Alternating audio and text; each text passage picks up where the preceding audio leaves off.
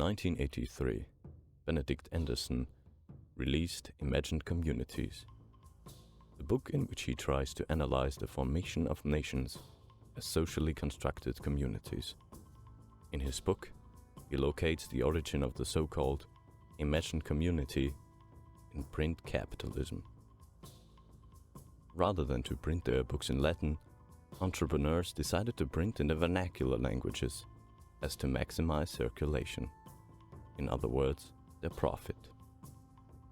This led to the astounding fact that for the first time in history, different local dialects were able to understand each other, and so a common playground for discourse emerged.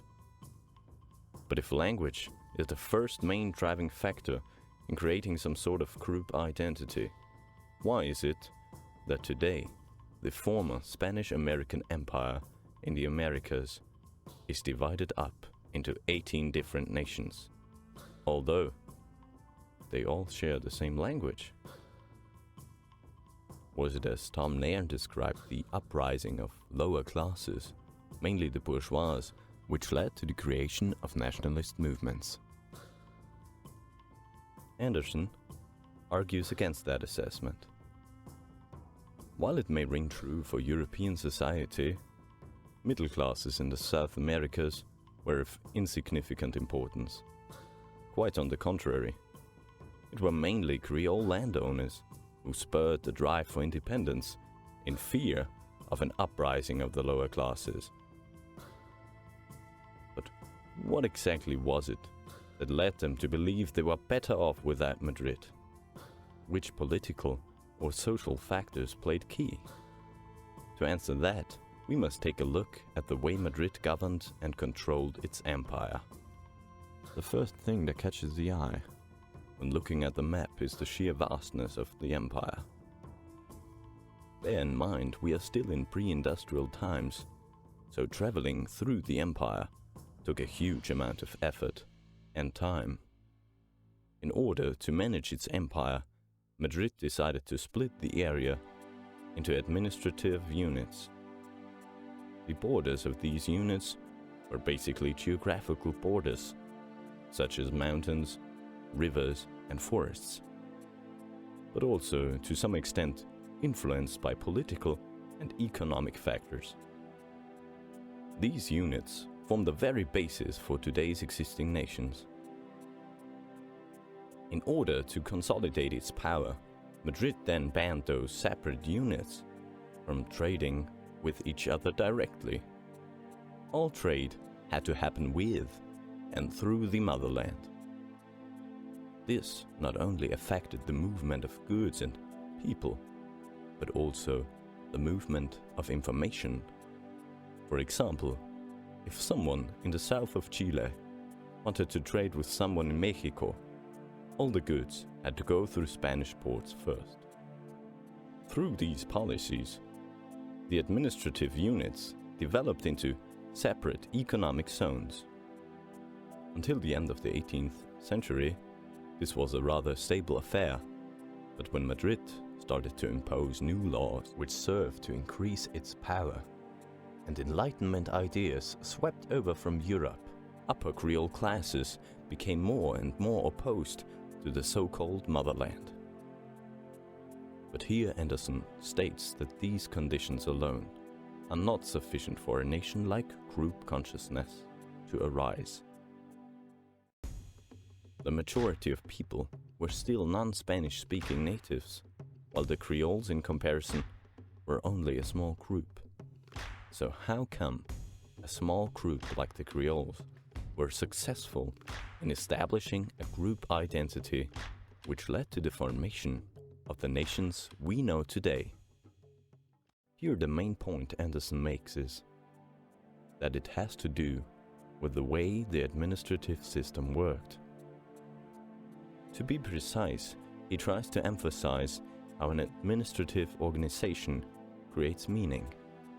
Therefore, he analyzes the main incentive of the absolutist system, which was to create a unified apparatus of power, which allowed interchangeability of men and documents. Absolutist functionaries then were sent around to do the work of their master's will, as these functionaries were seen as men without independent power of their own. On a functionary's journey, talent, not birth, set his course. This is a sharp distinction to feudal nobles. So in order to rise up the ranks of the system, he had to prove his talent. Then on his journey, he meets fellow pilgrims who are as eager as him in their enterprise.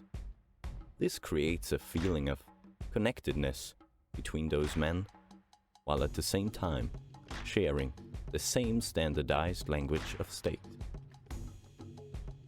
So far, so good, but there's a catch. The notion that talent, not birth, was the determining factor for one's course did not apply for most Creoles in the South Americas. Although Creoles outnumbered Peninsulares, Spanish-born Spaniards, greatly, Creoles very rarely rose to a position of great importance. Furthermore, their movement was to a great extent limited. They rarely traveled outside the unit in which they were born, but yet they still found traveling companions. Their sense of fellowship, then, came not from their extraordinary pilgrimages, but rather their shared fatality of transatlantic birth, as Anderson calls it. This exclusion of Creole people stemmed from the widespread conception that Peninsulares were naturally superior, and by sheer virtue of the fact that Creoles were exposed to their surroundings, which were seen as savage, they were deemed unfit for higher office and contaminated for life. Those ideas especially gained traction with writings of Enlightenment philosophers Rousseau and Herder. But there is still one puzzle piece missing, required to explain the rise of a nation-like consciousness: print capitalism. During the course of the 18th century, a boom took place in Northern America. Looking for a new source of income, printers discovered the newspaper.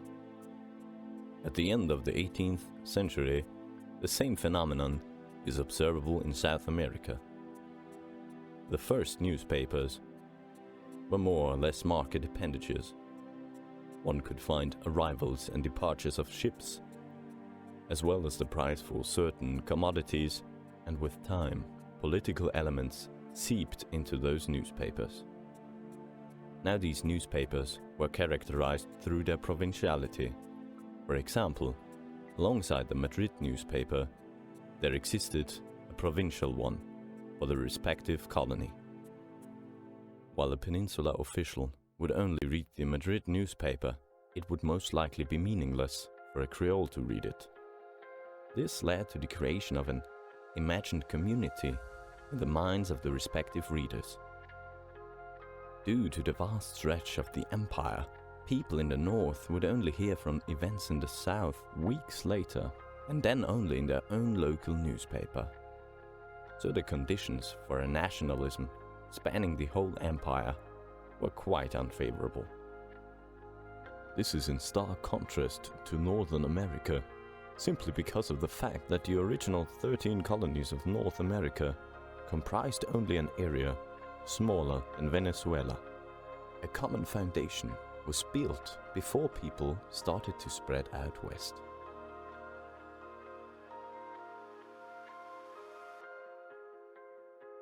So while economic interests, liberalism and enlightenment certainly had a profound impact, Anderson claims in his conclusion that it were first and foremost Creole functionaries and Creole printmen who played a decisive role in the creation of the imagined community.